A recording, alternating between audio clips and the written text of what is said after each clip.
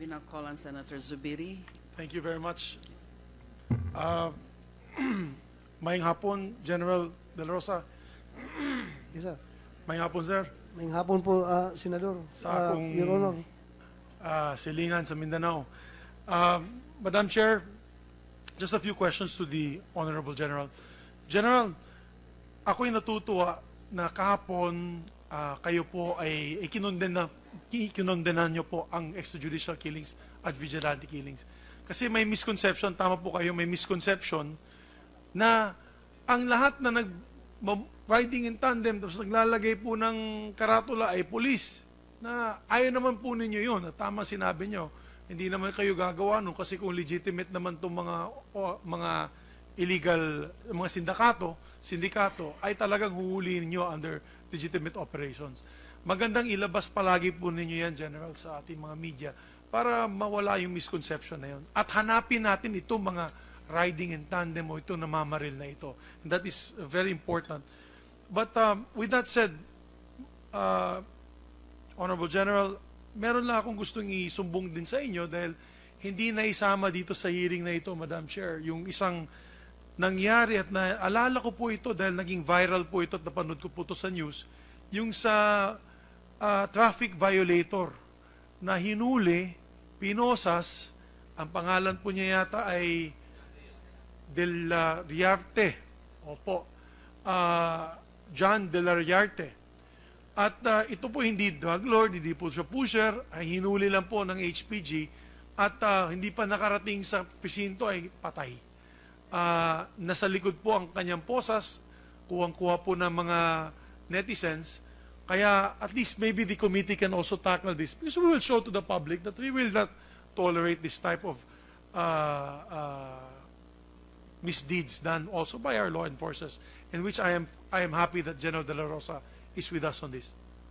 Your Honor, for the update regarding the suspect shot inside the police mobile by HPG personnel, the HPG and the NBI are conducting joint investigation on the incident. The two HPG personnel, namely PO3 Jeremiah De Villa and PO2 Junji Manugog, were terminated from their detail in the Task Force EDSA and reassigned at personnel holding an admin section of HPG. They are currently under restrictive custody, Your Honor. Thank you, General. Dahil pumunta sa akin yung kapatid kahapon na tumingi din ng tulong at kaya binanggit ko na po sa hearing na ito. Ongoing na po, Your Honor, yung administrative case nila, yung summary hearing, Your Honor. Salamat, General. General, alam mo, para nakakalimutan natin lahat, no? Lahat dito, sa lahat na nagtanong, nakalimot po sila na isa sa key component against the war on drugs is the money, yung pera. Dahil sa iba't ibang bansa, yan ang tinitignan nila at hinahabol nila dahil dyan nila nakikita yung mga sindikadong drug lords. They do it in Mexico. Best practices po. Yung nangyari is in Guatemala.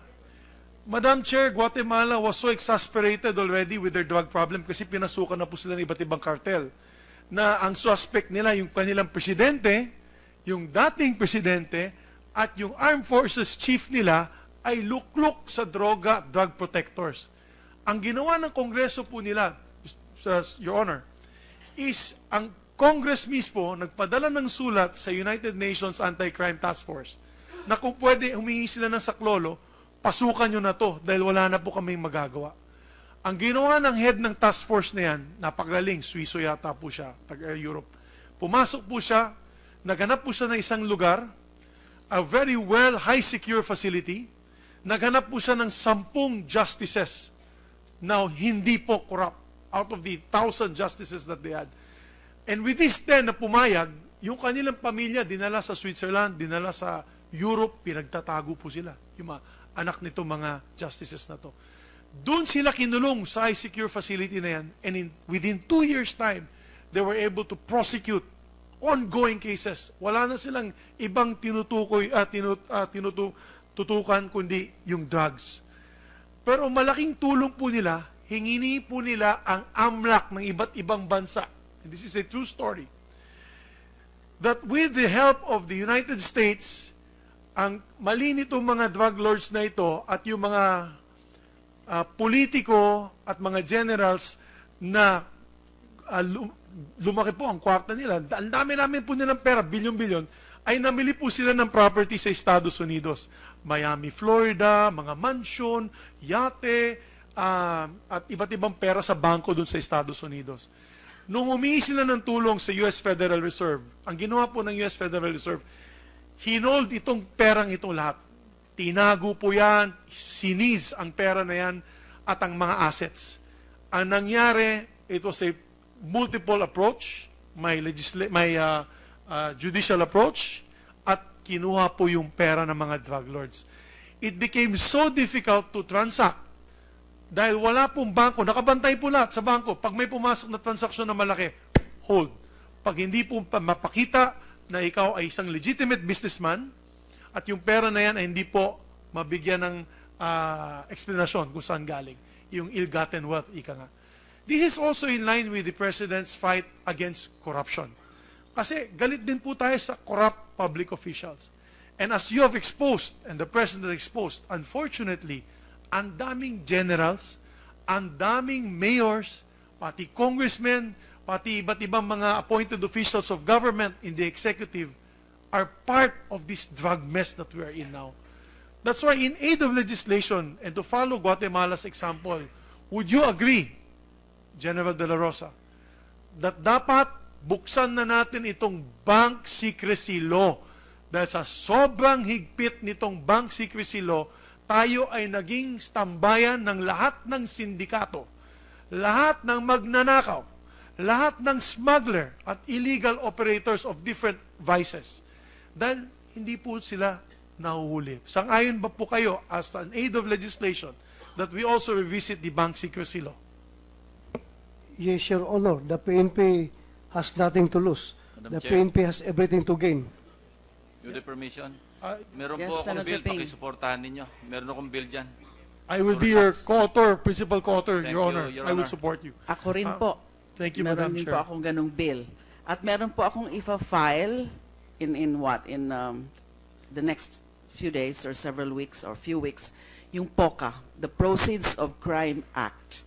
Ma-address po yung sinasabi nyo about yung pahirapan, pagte-trace ng mga assets ng mga syndicates, including drug syndicates. Yes, ma'am. We're just completing Because- the draft. Because we also are going to look into the AMLAC as what had happened in the RCBC scam wherein 81 billion yata ninakaw sa Bangladesh. Eh, walang red flag galing sa AMLAC.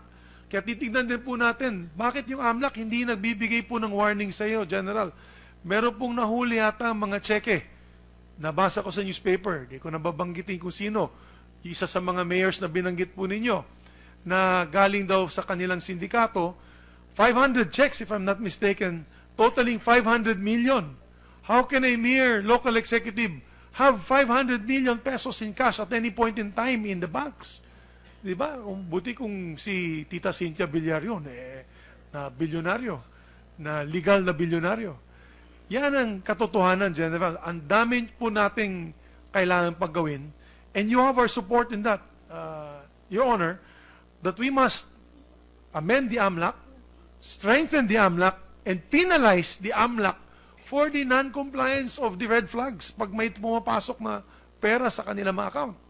Pangalawa, yung bank secrecy law for all government officials, both elected and appointed, together with the judiciary.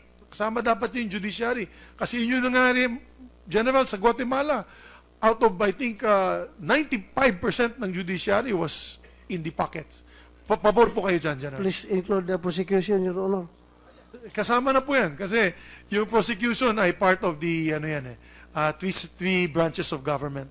And so, with this support, I believe, General, I'm here, we are here to support you. This was just food for thought na sana pag nakausap nyo din po yung ating Pangulo, na isama po niya ang Bank Secrecy Law Amendments, tsaka yung meron na po kaming panukala dito, pero kailangan po natin ng push galing sa Malacanang para sa ganun ay matulungan po natin kayo. Dagdag ngipin po ito.